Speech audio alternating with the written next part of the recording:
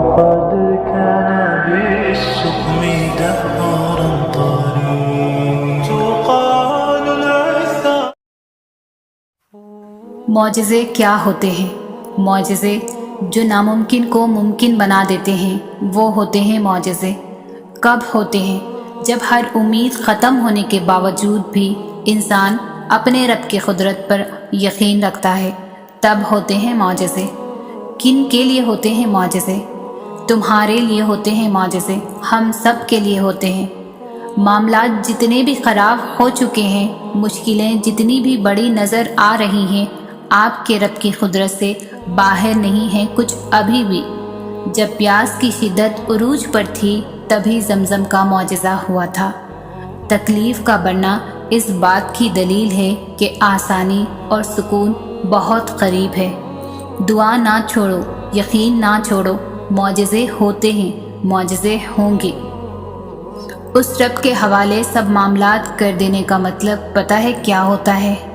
اس کا مطلب ہوتا ہے مکمل یقین کے ساتھ صبر کر جانا، اس بات کا اطمینان کر لینا کہ ابھی جو بھی ہوگا وہی بہترین ہوگا، کیونکہ وہ رب آپ سے بے حد محبت کرتا ہے. وہ کچھ بھی ایسا نہیں ہونے دے گا جو آپ کو نقصان پہنچائے، اور اس کی قدرت اتنی وسیع ہے کہ وہ آپ کی سب دعاؤں کو قبول کر لے گا. تو جب معاملات اس کے سپرد کر دو تو خود کو ہر پریشانی سے آزاد بھی کر دیا کرو، کیونکہ وہ بہترین کارساز ہے. وہ تمہیں تنہا نہیں چھوڑے گا.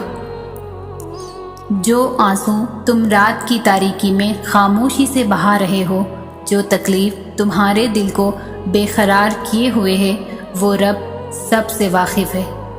ایک ماں تمہیں روتا ہوا نہیں دیکھ سکتی تو وہ جو 70 ماؤں سے زیادہ پیار کرتا ہے کیسے دیکھ سکتا ہے؟ تمہارے لیے معجزے ہوں گے، اپنے معجزے پر یقین رکھو. اس کا کن تمہاری تمام تکلیفوں کو مٹا دے گا. ایک روز یہ درد ختم ہو جائے گا، بس ابھی صبر کرنے کا وقت ہے. تم صبر کرو، وہ انجان نہیں ہے تمہاری سسکیوں سے. بس تھوڑا صبر اور تم دیکھو گے اپنے نصیب کا بدلتا ہوا پہلو. تاریک رات کے بعد کا سورج تم دیکھو گے، اور وہ وقت بہت ہی قریب ہے. جس یقین سے تم اللہ تعالیٰ کو پکارتے ہو، اس ہی یقین سے وہ تمہاری پکار سن لیتا ہے. پھر اللہ بھی ایسے لوگوں کو کبھی مایوس نہیں کرتا، اور ان کے لیے یقین کے دروازے کھلنے لگتے ہیں، ان کو صبر کا صلہ ملنے لگتا ہے. ایسا کر کے اللہ پھر انہیں ہر لی ہوئی آزمائشوں کے بدلے انہیں سکون دے دیتا ہے. سنو وہ تمہیں بے حساب دینے کے لیے آزما رہا ہے. وہ تم سے اتنی محبت کرتا ہے کہ اگر تمہیں اس کی قدر معلوم ہو جائے تو تمہارا جوڑ علیحدہ ہو جائے اس احساس محبت سے. بس تم ایک کام کر لو کہ راضی ہو جائے اس کے فیصلوں پر، اس کی مصلحتوں پر. جھک جاؤ اس کی رضا کے آگے، کیونکہ جو جھک نہ سکا وہ پا نہ سکا. توکل کرو، جیسے نوح علیہ السلام نے دوران سیلاب کیا، جیسے ابراہیم علیہ السلام نے دھکتی ہوئی آگ میں کیا، جیسے موسیٰ علیہ السلام نے سمندر پر چلتے ہوئے کیا، جیسے یوسف علیہ السلام نے اندھے کنویں میں کیا، جیسے یونس علیہ السلام نے مچھلی کے پیٹ میں کیا، جیسے ایوب نے بیماری میں کیا، جیسے ہاجرہ نے تپتے ہوئے صحرا میں کیا، جیسے زکریا نے اپنی بیوی کے بانجھ ہونے کے باوجود اولاد کی دعا کرتے ہوئے کیا. بس یقین رکھو، اندھا یقین. پھر دیکھو کیسے مقدر بدلتے ہیں، کیسے آزمائشوں کے پہاڑ ریزہ ریزہ ہوتے ہیں، کیسے معجزوں کے دروازے کھلتے ہیں. زندگی کے بہت سارے اسباق میں سے ایک سبق یہ بھی سیکھا ہے میں نے کہ جب ہم اللہ پر چھوڑ دیتے ہیں معاملہ تو وہ رب ایسی جگہوں سے نوازتا ہے کہ انسان حیرت زدہ ہو کر سوچتا ہے کہ یا اللہ میرے صبر کا اتنا اچھا صلہ. ہم لوگ یہ سوچنے لگ جاتے ہیں کہ جس نے برا کیا اس کے ساتھ کچھ ہوا ہی نہیں. یہ نہیں دیکھتے کہ اللہ ہمیں دنیا میں کیا کیا دے رہا ہے اس کے بدلے. اور جہاں تک بات ہے اگلے کے مکافات عمل کی تو وہ اللہ بہتر جانتا ہے کہ کب کس کو کیسے اور کیا سبق دینا ہے۔ صرف ایک بار دل بڑا کر کے اپنا معاملہ اللہ پر چھوڑ کر دیکھے۔ وہ بخشتا ہے گناہ عظیم، لیکن ہماری چھوٹی سی نیکی سنبھال کر رکھ لیتا ہے۔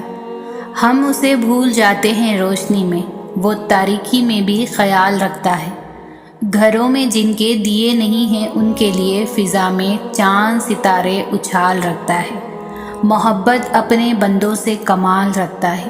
وہ ایک اللہ ہے جو سب کا خیال رکھتا ہے۔ رب سے جڑنے کے سفر میں پل پل کی آزمائشیں ہیں، پل پل کی رکاوٹیں ہیں۔ اگر اس دنیا میں جینا اتنا آسان ہوتا تو پھر وہ اللہ اسے آزمائشوں کی جگہ کیوں کہتا؟ زندگی تو نام ہی آزمائشوں اور مشکلات کا ہے۔ اس رب کو نیک لوگوں کی طلب نہیں، اس نے تو بس یہ جہاں ہم جیسے گنہگاروں کے لیے بنایا ہے، تاکہ جب ہم ٹوٹے بکھرے اس کی بارگاہ میں جائیں تو وہ اپنی شفقت بری رحمت سے ہمیں ڈھانپ لے۔ وہ کچھ خاص دعاؤں کو اپنے پاس رکھ لیتا ہے، اور جب وہ بہترین وقت پر بھی نہ ملے تو اس کا اجر قیامت والے دن دیتا ہے، لیکن وہ اپنے بندوں کی دعائیں رد نہیں کرتا۔ اللہ تم پر تمہاری رضا کے راستے تب بند کرتا ہے جب وہ چاہتا ہے کہ تم اس کے راستے پر دوڑے چلے آؤ۔ وہ تمہاری دعائیں اس لیے اپنے پاس سنبھال لیتا ہے تاکہ تم ان کی التجا لے کر بار بار اس کے روبرو جاؤ۔ وہ اگر آزمائش دیتا ہے تو تمہیں اس پر پورا اترنے کی ہمت بھی تو دیتا ہے۔ وہ کبھی بھی تمہیں نا امید نہیں ہونے دیتا۔ اللہ تو محبتوں کا بادشاہ ہے، تو پھر جس نے خود محبت کو بنایا ہے اس کے لیے تمہاری محبت کو تمہیں واپس لوٹانا بھلا کیا مشکل؟ جس کے ایک کن نے اتنی کہانیاں مکمل کر دی، وہ پھر کیسے تمہاری کہانی کو ادھورا رہنے دے سکتا ہے؟ اس کا ایک نام الودود بھی ہے، یعنی دینے والا، پھر وہ کیسے تمہیں خالی ہاتھ جانے دے سکتا ہے؟ جو بے زبان چوٹی کی خاموشی بھی نظر انداز نہیں کرتا، وہ تمہاری ہچکیاں لیتی ہوئی آواز کو کیسے انسنا کر سکتا ہے؟ بس وہی تو سنتا ہے، وہ سنے گا، ضرور سنے گا۔ تمہاری دعا قبول ہوگی اور بہت بہترین طریقے سے قبول ہوگی، اور پتہ ہے یہ اجر ہے اس صبر کا جو تم نے اس دعا کی قبولیت میں کیا۔